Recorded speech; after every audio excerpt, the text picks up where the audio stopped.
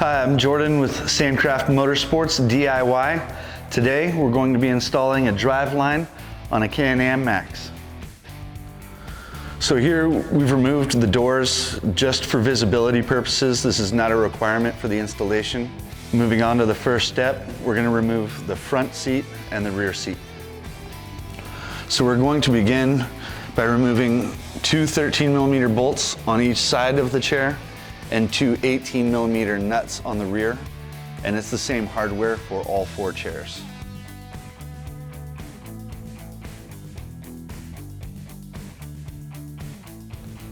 For the passenger side, because we don't have a wheel to lean the seat on, I like to lift it up above the dash and just lace it in place with a loose ratchet strap. With the passenger seat lifted out of the way, now we have full access to the passenger side front kick panel, and that's going to let us work on our carrier bearing.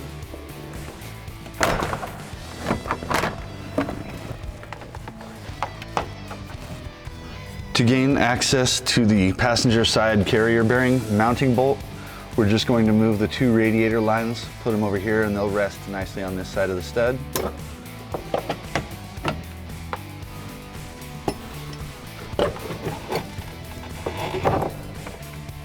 And now we have full access to the mounting hardware.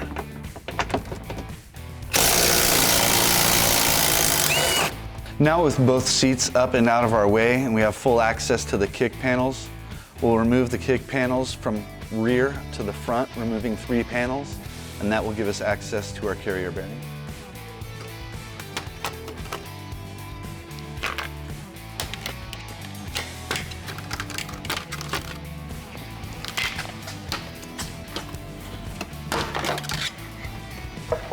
Now back over here on the driver's side, we can remove the other carrier bearing mounting bolt.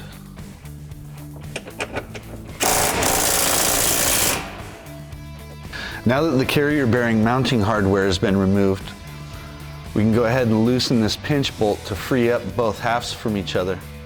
If the bolt isn't oriented best for you, you can actually roll the vehicle front or back or just rotate the front tires, and that will put this bolt into position. And this is dependent on what year model you have. Now up here at the front differential, we're going to remove the pinch bolt so that we can free the driveline from the differential. We're going to pull it down a little bit and off to the side over here on the driver's side of the vehicle. So we have the front shaft disconnected from the differential and down below on the side, with the front half pushed as far forward as we can go. Now we're going to slide the back half and carrier backwards to disconnect them in the middle. Then we'll remove the front half. Now we're going to move the back half driveline to a workable section down here, because we're going to have to remove a snap ring. When the driveline does separate itself from the intermediate shaft in the back, you're not going to lose any oil or anything, so it can just pull straight out. Now that we have the carrier bearing over in a workable position, we can go ahead and remove the snap ring that's down in the center, retaining it to the shaft. Then we'll slide the bearing off. Now that the driveline is stripped clean, we can go to maneuver it out of the vehicle.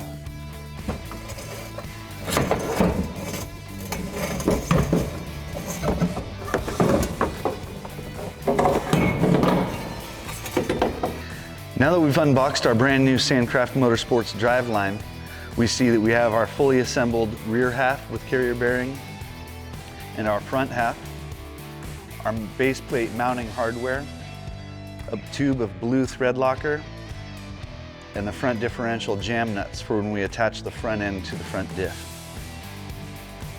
So there's a little disassembly involved in preparation for installing the driveline and carrier. First, we're going to loosen and remove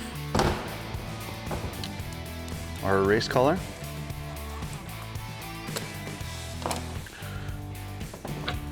Slide the bearing from the shaft.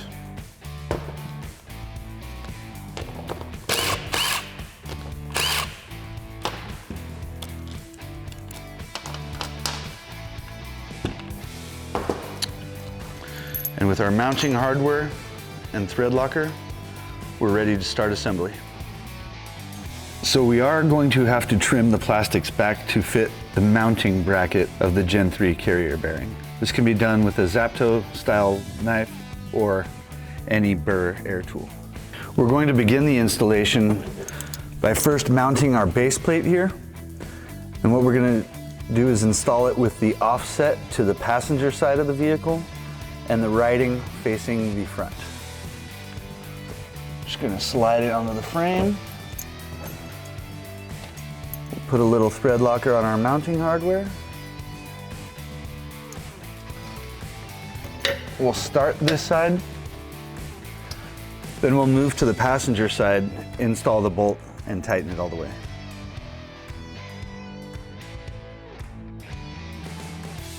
Now that we have the base mounted and secured, we can install the back half driveline.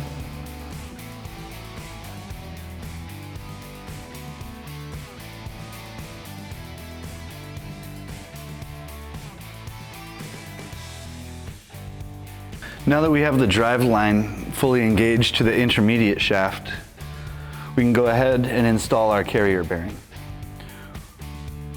What we're going to do is make sure that the writing is facing forward and the grease zerk is on the driver's side of the vehicle. I'm going to open up a little bit of arm room here for myself. Pull this strap out of the way.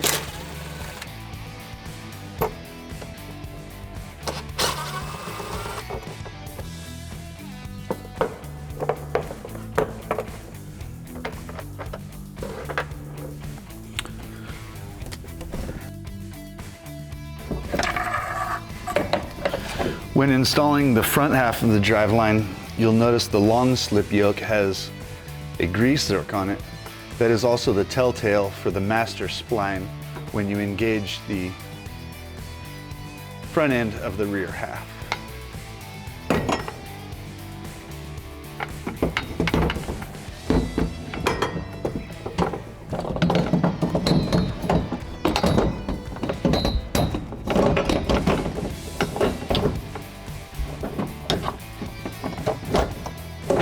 For connecting the two, I've made it easy for alignment by marking the master spline here, and I'll use the grease zerk on the female as my alignment keys, and we'll just slip them together.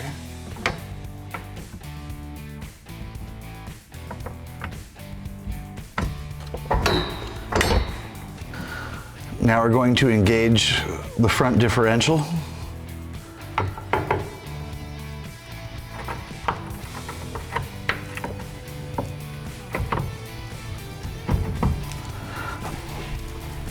And to make short work of rotating the driveline, I've just picked up the passenger side control arm just to lift the tire off of the ground. And that allows ease of rotation. After all of the initial set screws are tightened down, you take your miniature jam nuts, and I use a little life hack here by putting a piece of tape. Set your jam nut there. Apply a little drop of blue thread locker.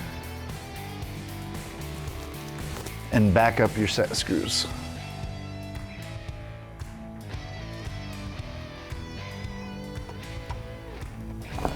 So with our rear half driveline still slid back, what we're going to do is install our race collar.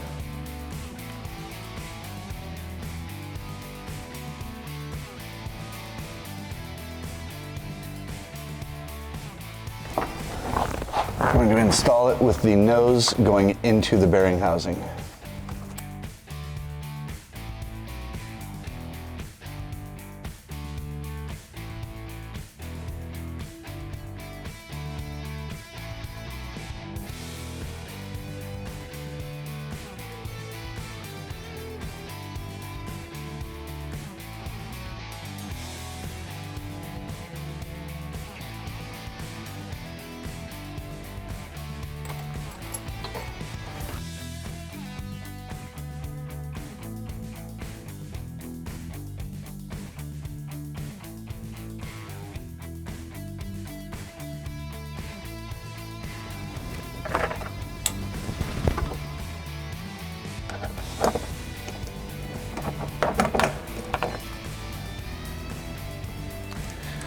Now that we've positioned the carrier bearing over the base plate, we can go ahead and install our fastening hardware.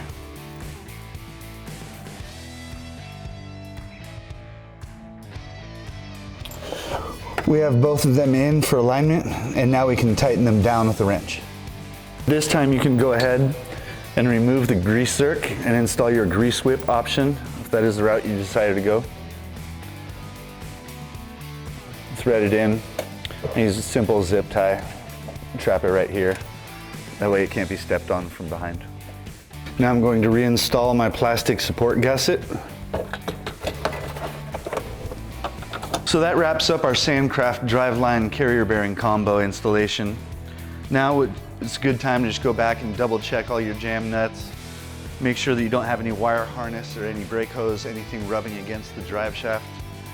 From here, it's basically a reversal of installation where we're going to reinstall our kick panels on both sides, tuck our water hoses back in, drop our seats back down.